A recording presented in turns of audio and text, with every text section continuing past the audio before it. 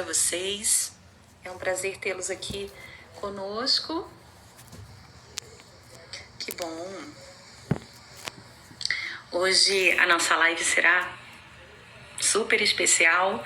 Nós falaremos sobre um tema que é de interesse de todo fonoaudiólogo, especialmente o fonoaudiólogo que trabalha com audiologia, independente da área de reabilitação, de diagnóstico, e, na verdade, para todos os profissionais da área de fonoaudiologia, mesmo que não trabalhe aí com diagnóstico, né?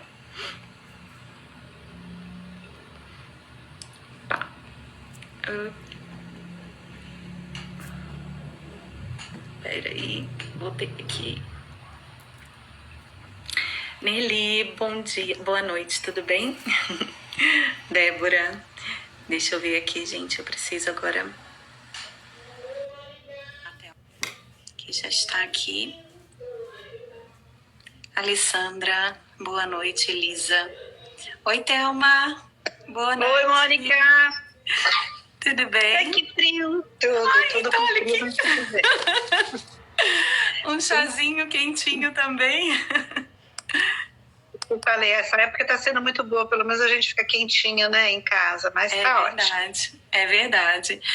Thelma, muito obrigada por você ter aceito o convite. É uma honra e um prazer tê-la aqui conosco.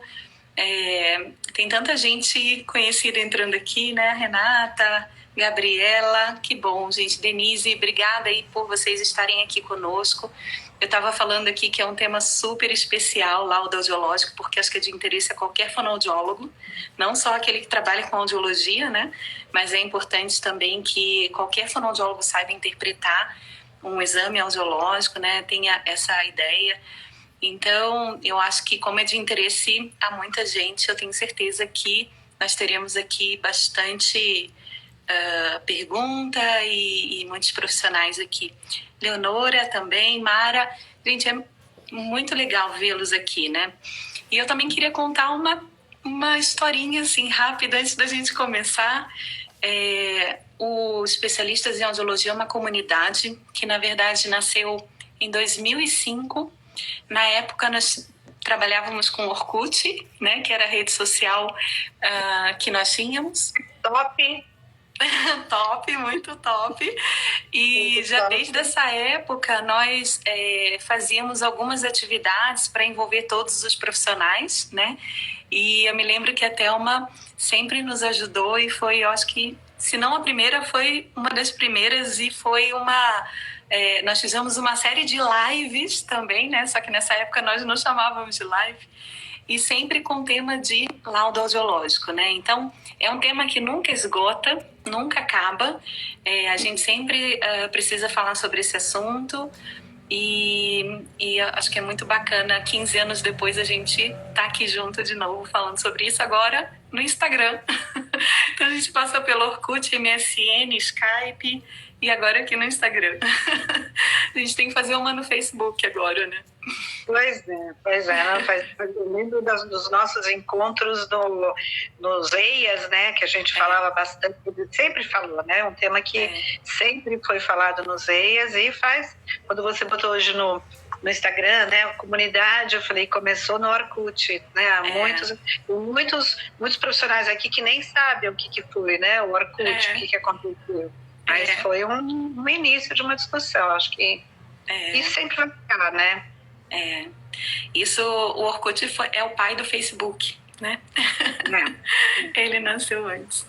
Thelma, vamos começar falando um pouquinho primeiro sobre a parte mais teórica, né, do laudo audiológico, e depois a gente vai discutir alguns casos aqui, e à medida também que as perguntas forem aparecendo, né, a gente complementa.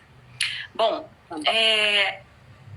a gente tem um guia de orientações de avaliação básica que foi divulgado pelos conselhos em 2017. Você participou desse guia, Thelma? Participei, sim. Então, primeira coisa, Mônica, obrigada pelo convite. É sempre um prazer falar sobre laudo. Né? A nossa relação do laudo é longa, como você falou. A Teresa Momerson sempre costuma brincar e falar laudo versão 38, versão 39, porque é um assunto que não se esgota, né? Eu acho que nunca vai se esgotar. Eu acho que a gente tem que sempre discutir. Tem algumas teorias que a gente vai falar sobre elas, agora alguns critérios que a gente vai falar sobre eles. Mas é um prazer estar aqui com vocês. Então, a confecção, só vou colocar ele aqui, eu sei que fica o contrário, né? Mas esse daqui, como você falou, ele é de 2017. Foi feita uma primeira versão impressa, que foi apresentada no Congresso de Gramado, né, de audiologia, se não me engano, o EIA de 2017. Foi. E aí, só que assim, ele está sempre em constante mudança, porque novos critérios são colocados em prática, novas discussões são colocadas, então não existe mais essa versão escrita. Eu ia até falar, quem ainda tiver essa versão, por favor, se dirija ao site do Conselho Federal, porque foram feitas modificações nele. Então já não é mais como foi feito em 2017. E eu acho bom, né? É um documento que foi, na verdade, o primeiro documento, acho que sobre isso, foi em 2013. Que a gente decidiu fazer Foi do fórum do EIA, né? Que saiu de um fórum. Isso. E aí a gente decidiu fazer esse manual. Ele teve muita atualização. E aí, por isso, em 2017, a gente resolveu fazer um impresso novamente. Mas agora ele está online. As pessoas podem verificar a qualquer momento e se atualizar a qualquer momento. Tá? Tá. Isso é bom falar, né? E é fácil, é só jogar no Google avaliação, laudo audiológico, avaliação audiológica básica, Conselho Federal de Fonoaudiologia, e aí você já cai no PDF aqui, é bem fácil de encontrar. E, de acordo com esse guia, a gente tem que pelo menos classificar os limiares audiométricos em tipo, grau, configuração da perda, né? E aí dá para também a gente colocar lateralidade ou simetria, não é isso? E aí que começam as dúvidas, né? Com relação especialmente a grau e configuração, tipo, que são realmente são obrigatórios, né? Assim, para você ter uma avaliação completa, básica, né? De limiar. Mas nem sempre a gente consegue, né? Então, por mais que no guia esteja escrito que pelo menos a gente tem que dizer o tipo, o grau e a configuração, nem sempre a gente consegue colocar o tipo, né, Thelma? Então, eu acho que às vezes as pessoas trazem alguns casos para discussão que eles fogem totalmente das regras que a gente tem, né? Mas aí o que eu coloco? Por exemplo, mesmo na questão da configuração, a gente tem a configuração que foi de Silverman já em 78, se não me engano. Ela fala do horizontal, descendente discreto, descendente abrupto, ascendente, curva em U invertido, e tem o irregular. Né? O irregular não entra na classificação do Silverman, mas ele entra numa classificação muito mais antiga, que é do Carrar, se não me engano é de 45, eu não vou lembrar a data direito, e que ele fala justamente sobre esse irregular, porque tem muitas configurações que parecem um eletrocardiograma, né? Então você não consegue, ele é descendente pelo não múltiplo, ele é ascendente, ele é em U, ele é em U invertido. Então acho que a gente tem que ter bom senso também quando a gente classifica, né? Acho que a classificação ela é muito fechadinha. Então, por exemplo, o descendente é por oitava, digamos, 15 dB por oitava, mas às vezes você tem de 2.000 a 4.000, você tem uma descendente abrupta, mas se você contar 3.000, ela não chega a ser tão abrupta, ela seria uma descendente mais suave. Só que a classificação fala das oitavas. Oitava é 250, 500, 1, 2, 4 e 8. Então você não pode considerar 3.000 e 6.000. Então acho que a gente tem que... Eu acho uma coisa, Mônica, que eu sempre falo, né, em qualquer curso, em qualquer aula, eu acho que a gente tem que ler. Né, ler bastante. Eu acho que essas classificações estão no guia, eu acho que é fácil acesso, mas eu sou, com perdão da palavra, eu sou muito xereta, então eu, né, vou lá atrás. Eu lembro que no meu mestrado falava-se sobre a ressonância do conduto auditivo externo, e aí tinha um artigo que também era de 1940, e eu fui atrás desse artigo, porque eu acho que você tem que ver o original, né? Porque às vezes a gente cita o autor que citou o autor, que citou o autor, que citou o autor. E é que nem telefone sem fio. Chega lá na frente, não é nada daquilo. Então, é importante que a gente vá atrás do autor. Então, esses autores que a gente tem nesse guia, eles foram pesquisados, o autor na íntegra, o oficial, né? Então, eu acho que isso que a gente tem que tomar cuidado. E ter sempre em mente também o objetivo dessa avaliação básica, né? Então, é sempre buscar o topodiagnóstico, né? Ajudar o médico no diagnóstico nosológico. E para isso, quanto mais informação a gente conseguir tirar, né, melhor. E sempre buscar também uma análise mais completa, né, que vai além dos limiares. Isso também é importante. Nem sempre a gente consegue fechar esse laudo só com os limiares audiométricos, né? Eu acho que essa coisa importante da gente se referir a uma bibliografia utilizada, uma bibliografia já consagrada, ela é também importante na hora que, por exemplo, vou dar um exemplo, uma discussão com o juiz, né? Você faz um exame, manda para a justiça, porque esse caso vai ter um caso trabalhista, e aí para você colocar esse laudo, é importante você ter uma referência, em quem você se baseou. Né? Outro dia não, já faz muito tempo eu estava conversando com uma pessoa, ela falou, eu não gosto de nenhum desses critérios. Falei, bom, veja bem, eu não criei nenhum, né? Assim, gostaria de ter criado algum. Mas eu sempre falo, tem tanto mestrado, tanto doutorado saindo, tanto trabalho de conclusão de curso, se eu não gosto de nenhum deles, né? Então por que eu não crio? Mas ele tem que ser criado com consistência, com referência, com pesquisa na área para você publicar e a comunidade aceitar, né? Eu acho que é importante isso, a comunidade aceitar. Posso falar só mais uma coisinha do passado? Claro. A gente teve um EIA onde a doutora Ieda, né, saudosa doutora Ieda, que alguns hoje nem conhecem ela falou de um trabalho que ela começou a fazer com o critério do Silverman, que via a questões das frequências graves e das frequências mais para as agudas, né? Então, ia fazer uma média, porque você levava em consideração tudo isso que a gente fala, quer dizer, da potência do som e da inteligibilidade do som. E ela deixou muito claro isso no EIA. Isso é uma pesquisa preliminar, estou oferecendo dados preliminares. Eu já vi gente citando russo 2000 e não sei quanto.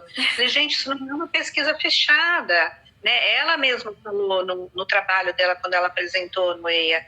Então é um trabalho super importante que eu acho que ele deveria ser continuado. Alguém deveria dar continuidade, vamos ver se a gente consegue dar continuidade.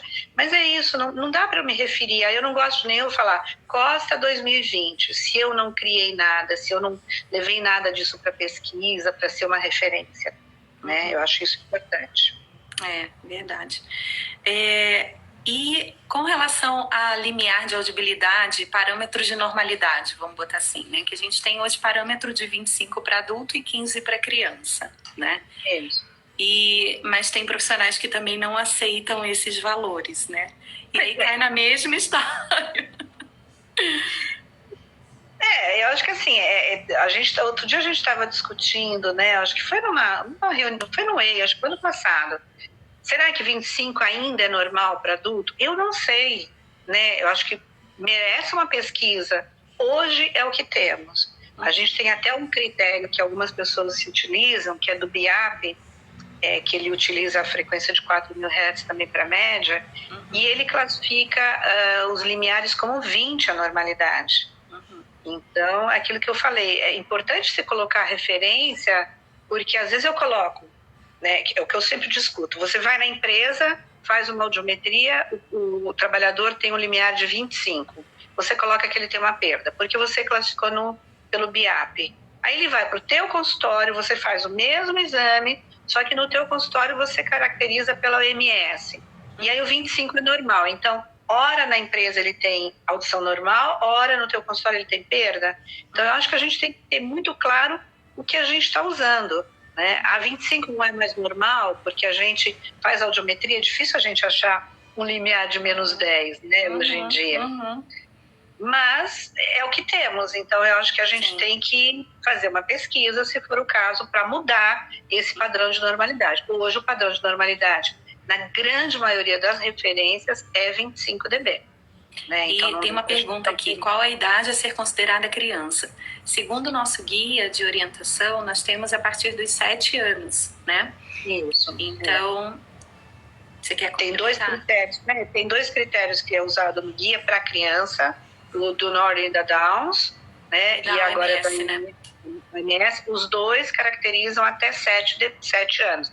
E também as pessoas discutem, então assim, é 7 e 11 meses, entre 7 e 11 meses, né? Porque ele tem 7 anos e 11 meses. Sim. Só a partir dos 8 anos é que ele vai ter um limiar. E também é complicado, né, Mônica? Porque assim, ele tem 7, 10 meses. Você faz, ele tem 20 dB de limiar. Ele tem uma perda.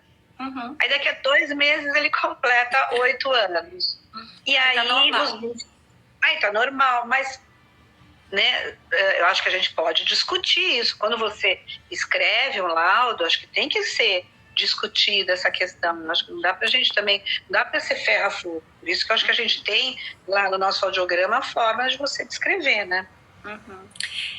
Que quando a gente fala em grau de perda auditiva, a gente está falando na habilidade de na capacidade, né, de ouvir a fala, na habilidade de perceber a fala, e no reconhecimento de fala, né? Então, detectar e reconhecer, né? Quer dizer, a habilidade para que a gente consiga isso, né, na verdade. Então, a classificação do grau da perda está associada à inteligibilidade de fala, né? Por isso é que tem essa diferença também para adulto e para criança, porque para criança é extremamente importante, especialmente na época de alfabetização, não é isso, Théo? Exatamente, e eu acho que isso que você falou é muito importante, porque tem muitas pessoas que falam assim, ele tem uma perda leve, ele tem uma perda moderada. Não é só isso. Se a gente for ler esses autores, como a gente fez, quando a gente criou, e eu que vou atrás e procuro essas referências, todos esses autores, a pesquisa foi, pega um grupo de pessoas e faço uma avaliação da compreensão da fala. Então, este grupo, eu determinei que eles compreendem bem a fala, não tem problema nenhum. Aí eu peguei um outro grupo, isso foi feito com todas as pesquisas. Pego um outro grupo e determino que este grupo tem uma dificuldade leve, este outro grupo tem uma dificuldade moderada. Depois foi feita a audiometria para saber aonde estão alocados esses que não têm problema, esses que têm um problema leve, esses que têm um problema moderado. Então, todas as pesquisas se basearam na compreensão de fala. Né? Aí as pessoas perguntam, mas não está sendo levado em conta as frequências mais agudas? Não, não está. Na época foi dos 500, 1000 e 2. Hoje a OMS caracteriza também como 4000 na média, que é a média quadritonal. Né? Mas é isso que é importante, a gente saber que aquilo está baseado na compreensão da fala, e não é um valor aleatório, 25 é normal, 40 é leve, não, 45 é moderado, não é isso. Foi feita a pesquisa, foi observado qual é a compreensão de fala para depois determinar o número, né? O número foi determinado depois. Eu acho que uma pergunta aqui, de 16 a 25 dB seria classificado como perda mínima? O que é perda mínima, né? É importante a gente entender também o porquê que a gente chama de perda mínima nesse caso, né? E tem a ver com o entendimento da fala. Thelma, tem uma outra pergunta para você. Eu não sei se vai aparecer aqui, que eu acho que acabou ficando um pouquinho fora de esquadro aqui. Mas na hora da gente escrever o laudo, a gente precisa colocar a referência no laudo também? Eu acho importante, Mônica, por isso que eu falei, porque algumas pessoas utilizam um laudo e outras utilizam outro. Por exemplo, vamos falar da comparação do Lloyd Kaplan, que é o mais utilizado, leve, moderada, moderadamente severa, severa e profunda, e agora da OMS. Se a gente observar as duas, o Lloyd Kaplan, ele fala que a profunda é a partir de 91 dB. E a OMS fala que a profunda é a partir de 81 dB. Então, às vezes eu posso colocar lá perda auditiva profunda. O paciente tem uma média de 85. E o outro fonoaudiólogo, o outro profissional da saúde que vai pegar o meu exame vai falar, nossa, mas eu considero como 85 severa. Então, aí depende da classificação que você utilizou. Então, acho importante a gente colocar. Por exemplo, até vou citar de novo a Teresa Momenson, né? Ela tem uma coisa que eu acho que foi super interessante que ela fez, eu faço a sugestão de que as pessoas façam a mesma coisa. A folha da parte da frente dela, ela tem os gráficos, né, audiométricos, as medidas de imitância acústica, logo a audiometria. No verso, ela tem o que ela considera para ela normal, leve, moderado, qual é o autor que ela está utilizando. Né? Aí não precisa escrever no laudo, né? É como o exame de sangue. Você faz o exame de sangue, você tem lá não sei quantos X, né? E aí do lado tem um padrão de normalidade. Então, a gente xereta, que não entende nada, a gente vai lá ver se tem ou se não tem alguma coisa, né? Mas eu acho que fica mais fácil. Se não for assim, eu acho importante que a gente utilize, porque se você pensar, hoje você tem várias classificações, né, utilizáveis. Né? Você tem Lloyd Kaplan, você tem BIAP, você tem OMS, estou falando, né, de maneira geral o que a gente tem por aí. E eu acho que assim, se a gente não colocar, fica uma dúvida, e assim, até, nossa, mas esse laudo está errado. Não está errado, eu só usei um autor que não foi utilizado por você. Por exemplo, também uma outra coisa que é importante, a gente tem um decreto que fala o que é uma pessoa com deficiência, que eles usam 500.000, 2 e 3. E aí, a gente, na nossa classificação, ou a gente usa 500.002 ou 500.002 e 4. Então, o 3.000 só entra no decreto. E aí a gente fica fora, né, do decreto. Como é que você, por exemplo, para o indivíduo ganhar uma carteirinha, ele é moderado, moderadamente severo, então, assim, é importante dizer, né? Então, se a prefeitura, o sistema, né, utiliza tal decreto, é importante dizer que não, você não utilizou aquele, você utilizou uma outra classificação para as pessoas saberem exatamente o que está sendo falado. Tá. Thelma, tem uma outra pergunta aqui, na verdade ela apareceu mais de uma vez. Se nós temos que utilizar a OMS. A OMS foi de 2014, né? Foi a última classificação. Isso. E ela contempla 4.000, que quando você vai fazer a classificação de uma perda descendente, ela pode dar alguma diferença, né? Então, talvez utilizar aí a OMS quando você tiver uma descendente, mas não faz sentido, né? Ou você utiliza uma para tudo, ou... Eu acho que assim, é isso mesmo, Mônica. Eu acho que você tem que escolher uma classificação. E de acordo com o que é mais adequado para o teu momento. Nenhuma delas está errada. Está errado se eu colocar Costa 2020, porque isso não existe. Né? Mas assim, se eu colocar Lloyd Kaplan ou colocar a OMS, as duas estão corretas. Né? Então vai depender da minha escolha, nenhuma delas está errada. Eu tenho visto que em pesquisas hoje, em trabalhos científicos, tem se utilizado mais a OMS, primeiro porque ela é mais recente, como você falou, ela é de 2014, né? E depois porque é da OMS. Então as pessoas né, falam assim, é uma instituição, uma organização séria. Não que Lloyd Kaplan não tenham feito um trabalho sério na época também. Mas eu acho que é mais fácil. Mas, por exemplo, a gente que trabalha no SER, né, que os serviços de saúde ligados à prefeitura, ao governo federal, eles não usam a OMS. Então, quando a gente está trabalhando dentro do SER, você tem que usar a classificação que está sendo utilizada lá. Então, eu acho que é uma escolha do profissional. Não está errado, nenhuma delas está errada. Está errado você usar uma classificação que não existe, né? Uma descrição que não existe na literatura. Aí sim está errado, né? Mas a escolha é sua como profissional. E tem outra pergunta aqui. Se o limiar de uma criança de 7 ou 8 anos estiver em 20 dB, tem que testar via óssea? Bom, essa pergunta, ela foi ótima, né? Foi feita pela Ana Paula, obrigada aí, porque deu um gancho aí bacana pra gente já começar a falar sobre isso, né? Tem sempre que testar via óssea, né, Thelma? Vamos conversar sobre isso. Eu acho que tem. Eu acho que tem. A gente tem problemas, né? Às vezes até para testar via óssea de uma criança pequena. Né? Então, eu acho que assim, às vezes você faz uma avaliação audiológica, consegue limiares de 20, um SRT batendo, né? E você não consegue fazer uma via óssea dessa criança porque ela não colabora, né? E aí eu acho que você tem que fazer medida de imitância acústica para ver se tem alguma alteração, né? Se nesse caso você não conseguir, não. Mas eu acho que sempre tem que se fazer. Por exemplo, eu costumo brincar que eu faço via óssea até em adulto que dá 20. Porque o adulto que dá 20, ele é normal, mas peronomútil, né? Ele tá ali chegando no seu limite. O limite é 25 de normalidade, mas a gente sabe que está bem no limite. Então, eu acho que a gente tem que fazer a via óssea para fazer a comparação. Senão, você não pode, ou pode dizer, se você tiver uma medida de mitância acústica, mas você não pode garantir o limiar daquela via óssea. E, às vezes, o 20 e 15 para uma criança, se ela estiver desatenta, você consegue 20, se ela estiver super atenta, você consegue 15 e dá uma audição normal. Mas também pensando, o limiar de 15 para uma criança, ele é normal? Ele está ali no limite da normalidade. Por que não fazer uma óssea?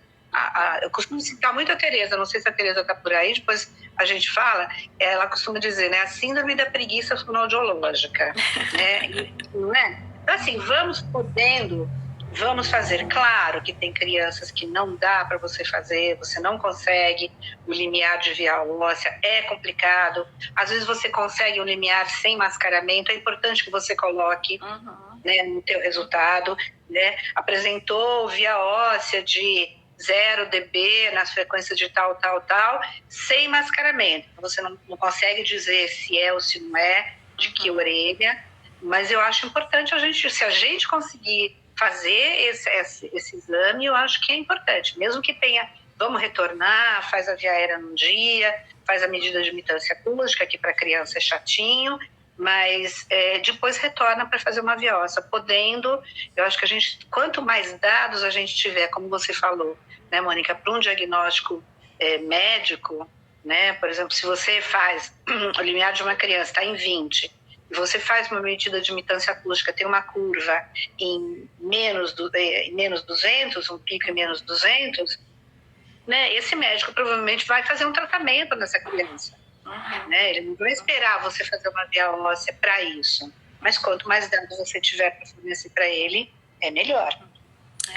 Eu também penso assim, que a gente, quando faz um exame, a gente tem que buscar resposta. A gente não tem que fazer o exame para poder anotar a via aérea e a via óssea, né? A gente tem que fazer um exame para buscar resposta, para a gente ter certeza daquilo que a gente está vendo, do que está acontecendo ali naquela via auditiva, né? Nem só naquela orelha, né? Então é importante que a gente faça o exame buscando resposta, para a gente poder também orientar o médico caso ele precise de mais alguma informação, né? E aí vem aquela coisa de, pode acoplar via óssea?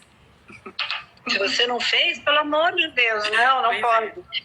A gente, assim, eu não sei se é verdade ou não, mas a gente tem muita... paciente chega, você vai fazer o exame, aí quando você põe o vibrador, ele fala, nunca fiz esse exame. A gente não sabe se é verdade ou não, né? Se ele nunca fez, porque ele esqueceu que ele fez ou não fez aquele exame. Mas tem muita gente que faz uma medida de mitância acústica, dá uma curva tipo A, uma ausência de reflexo, faz audiometria por via aérea e acopla a óssea, porque não deu alteração nas medidas de mitância acústica. Eu acho muito sério isso. Eu acho muito sério. Isso leva a uma questão ética, né, uma questão profissional. Você não pode colocar um resultado falso no exame. Se você não pesquisou, não coloca, né? Não coloca. Teve dificuldade, não conseguiu fazer, coloque uma observação. Não foi possível realizar a via óssea, mas não dá para você simplesmente mentir e colocar um resultado que você acha, porque deu uma curva tipo A, que você não sabe se é baixa ou se é alta, uma ausência de reflexo, você colocar uma via óssea acoplada, uma via óssea ausente. Né? Tem muita gente... Tem um impacto tão grande, né? Porque às vezes a tomada de decisão do médico para o tratamento, até para um tratamento cirúrgico, depende dessa informação, né? Ou até para um diagnóstico nosológico, né? Ou então para uma reabilitação com uso de aparelho auditivo. O software considera normalmente gap aéreo-ósseo, né? Então tem impacto muito grande a gente colocar uma informação que não é verdadeira, né? Se não for encontrada, é melhor não colocar. Às vezes as pessoas colocam assim uma perda severa para profunda, né, chegando em 80, 85 dB, já vamos colocar ausente na via óssea, porque não vai dar via óssea. Pera um pouco. De repente essa pessoa tem um histórico de um problema sério condutivo, que foi piorando, e isso tem até às vezes uma óssea presente, né, e tem um gap aeroósseo, então é importante pesquisar, não é por conta deu, né, curva articular, ausência de reflexo, então vou acoplar, vou deixar essa óssea. Quando a gente puder fazer via óssea, né, e sempre classificar o grau por um dos critérios, utilizando média, seja tritonal, quadritonal, de acordo com a referência que você vai utilizar, né? Então, acho que com isso a gente consegue aqui já responder uma série de perguntas aqui. Não existe de leve a severa, não existe perda auditiva sensório neural em 8.000 Hz, né? Então, não tem como a gente classificar dessa forma nenhum audiograma que foge desses critérios aí que a Thelma acabou de comentar. Tem muitas perguntas aqui, infelizmente a gente não vai conseguir responder todas, mas eu acho que agora a gente vai falar sobre os casos, né, Thelma? Faltam 15 minutinhos para a gente terminar. O tempo está voando. Eu vou colocar alguns casos aqui que eu tenho certeza que vai contemplar todas essas perguntas que foram feitas. Então, aqui, vou arrumar outro jeito de colocar o caso. Espera aí. Vamos começar com esse caso aqui, ó. Deixa eu mudar a câmera. Tá. Espera aí, um pouquinho. Deixa eu fazer uma coisa que acho que vai ficar legal.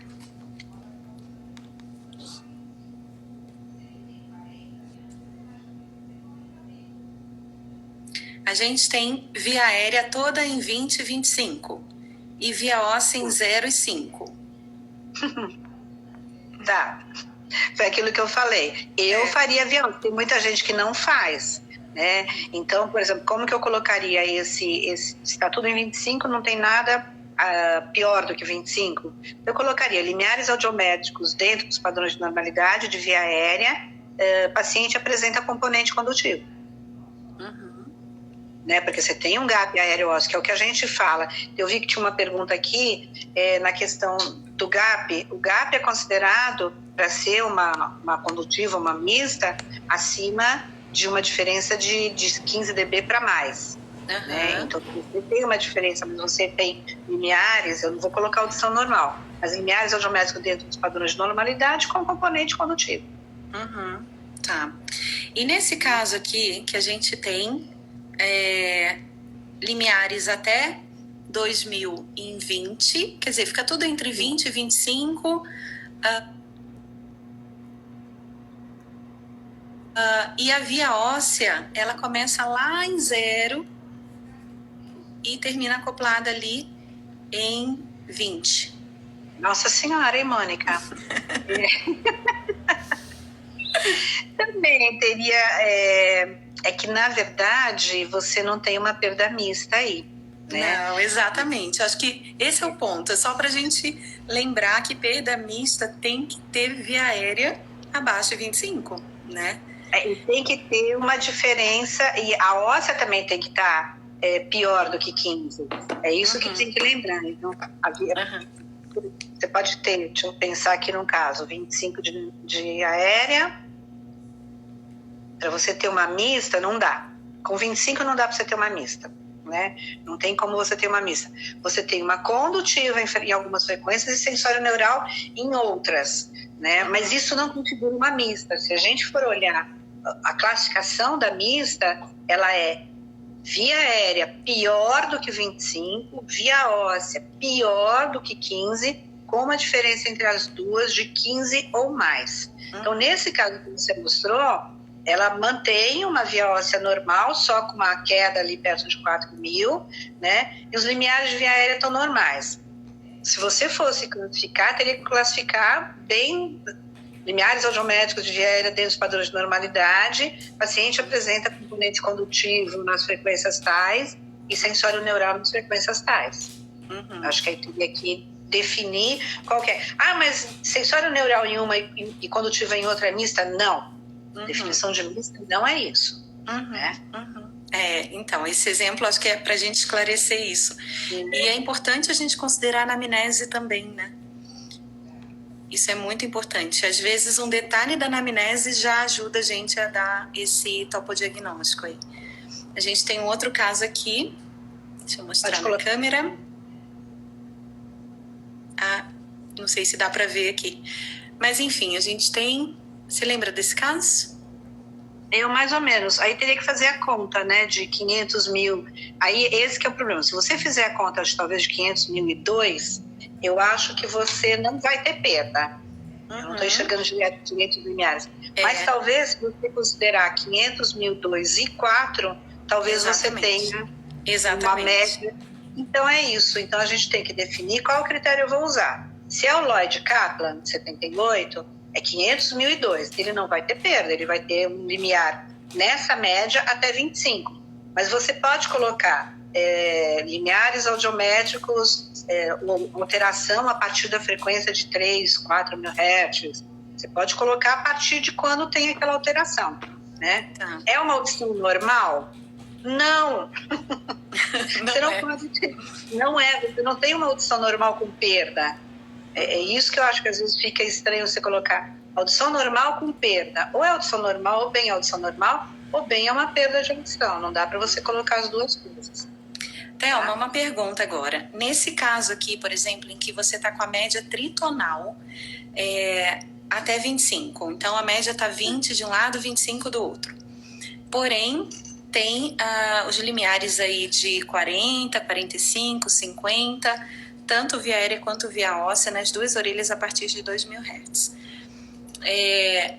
A gente não tem como classificar o grau dessa perda, né? Mas a gente tem como classificar o tipo dessa perda auditiva. Então, a gente poderia colocar perda auditiva sensória neural. Bilateral, só que não dá para colocar simétrica, ou dá para colocar? Dá, porque tem configuração parecida, né?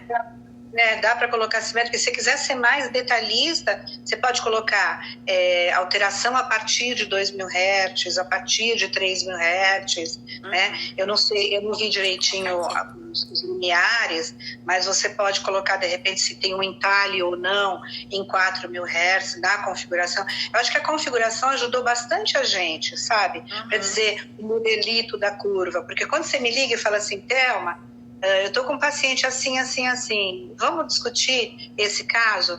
Na minha cabeça, eu acho que assim, quem trabalha muito com audiometria já tem na cabeça 2 audiogramas, né? Sim. A gente desenha a curva e na hora que você descreve e me dá a configuração, é muito mais fácil, porque se você me ligar e falar, eu estou com um paciente com uma perda auditiva moderada, o que é moderada? 60 dB é moderada. Mas se você falar para mim, ou eu falar para você, Mônica, eu tenho um paciente com uma perda auditiva moderada, porém a perda dele é descendente. Talvez a indicação do aparelho dele seja completamente diferente de uma perda plana. Né? Você vai pensar numa outra configuração do aparelho auditivo, e uma perda plana é uma coisa, uma perda descendente é outra coisa completamente diferente. Até, por exemplo, nos casos do SER, você faz uma indicação de aparelho a partir de 41 dB. Às vezes o paciente chega com limiar de 30, 30, 30, 30 e a partir das agudas começa a cair para 40, acima de 40. Ele tem, depende da idade dele, tem uma dificuldade. Você precisa colocar, então, apesar de não ser uma perda para o sistema, né, de indicação de aparelho para os seres da vida, mas ele tem uma queixa, então ele tem uma perda de audição, sim. E no caso quer dizer, a configuração, além de dar esse indício para a gente, também pode ajudar no topodiagnóstico, né? Porque existem diagnósticos topodiagnóstico e nosológico também, né? Porque existem patologias que estão muito associadas à configuração, tipo uma presbiacusia, né? Ou então uma doença, uma autoesclerose, a gente tem aquele entalhe característico, né? Existem patologias associadas a uma perda ascendente também, como é o caso, inclusive, desse caso que eu vou te mostrar aqui agora, para a gente poder conversar. Vamos lá. Ai, peraí. Fugiu. A gente tem uma ascendente aqui do lado direito. A via óssea tá 15, 15, 25, 10, 10 do lado direito. 15, 15, e do lado 25. esquerdo todo em 10. Tá. Essa que tem a 25 da via óssea, quanto tá a via aérea dela? Tá com 40. 40. Então, você já tem uma mista. Né? Este é um caso típico de mista. Então, você pode dizer perda auditiva mista na orelha direita com configuração ascendente e perda auditiva condutiva na orelha esquerda com configuração ascendente. Aí você pode colocar de outra maneira. E aí a minha pergunta é, mesmo tendo a via óssea próxima em uma única frequência? Sim. Né? É o que caracteriza... É importante a gente deixar isso claro, né? Independente da quantidade de frequências, se existir essa característica, é uma mista, né? Uma mista. Legal. Deixa eu ver, a gente tem um outro aqui, que agora é via óssea ausente. Vamos ver como é que a gente classifica isso.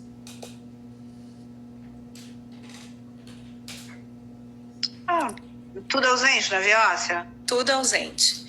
E a gente tem ausência de resposta também a partir de 2.000 nas duas orelhas.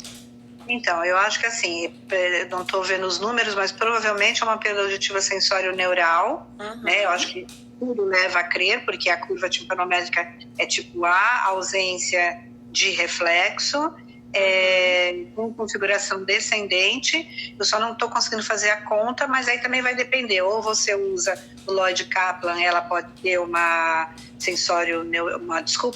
uma severa na direita e talvez uma profunda na esquerda. Tem que fazer as contas para ver direitinho, né? Ou talvez se você usar OMS, as duas já se transformem em profundas, né? Mesmo a direita. Eu não estou conseguindo fazer. E eu acho que bacana da gente falar desse caso aqui é que por mais que pareça que tem um gap aéreo ósseo, não tem. É porque é o limite do audiômetro, né? Exatamente.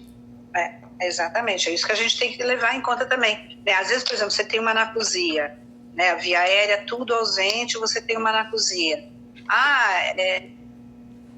Para a gente é definido como anacusia porque você tem um limite de saída do equipamento, como a via óssea. Você tem um limite, por exemplo, tem pessoas que falam assim, mas o meu equipamento eu consigo fazer via óssea em 6.000. Ótimo! Se o teu equipamento você consegue, você pode colocar.